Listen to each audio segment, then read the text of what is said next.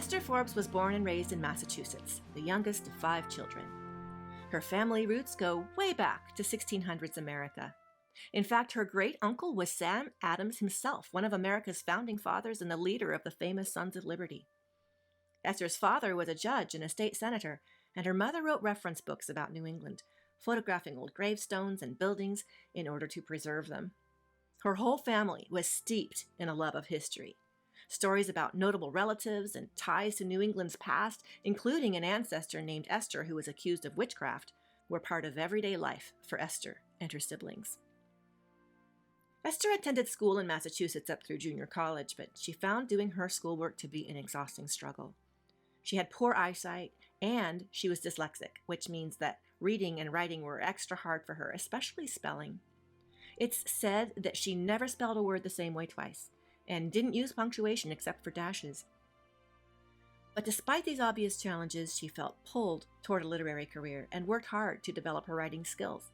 She studied at the University of Wisconsin, served on the board of a literary magazine, and in 1920 won the newly established JOHNNY Prize for short stories. By the time Esther was 30 years old, she was working as a manuscript reader for Houghton Mifflin Publishing Company in Boston and writing feature articles for the evening newspaper.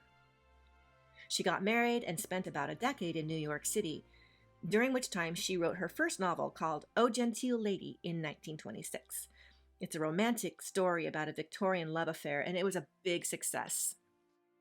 But sadly, her marriage was not, and in 1933, Esther was back in Worcester, Massachusetts, living in the family home, and began working closely with her mother on research for more novels.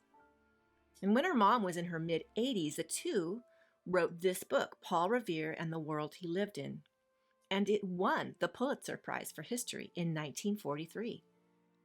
And it was while writing this book that Esther Forbes became aware of the important role of young apprentices in the Revolutionary War.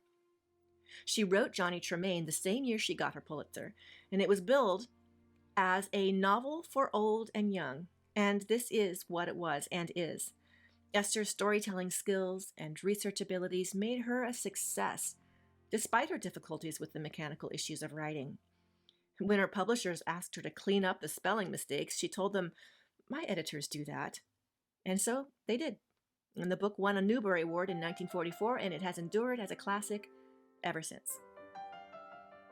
Esther Forbes continued to turn out award-winning books, most notably The Running of the Tide in 1948, and was elected into important organizations that had traditionally been the domain of male scholars, such as the American Academy of Arts and Sciences and the American Antiquarian Society. In her obituary in the New York Times, she was referred to as a novelist who wrote like a historian and a historian who wrote like a novelist, and was praised as one of the most exciting and knowledgeable authors on the Revolutionary War. In 1967, she was still writing, working on a book about witchcraft in colonial Massachusetts, when she passed away from rheumatic heart disease. She left a remarkable legacy behind, a trail of awards and books that serve as vividly lit portals into the past. But equally important is her example of perseverance, of not letting the difficulties of spelling and writing mechanics stand in the way of becoming a great writer.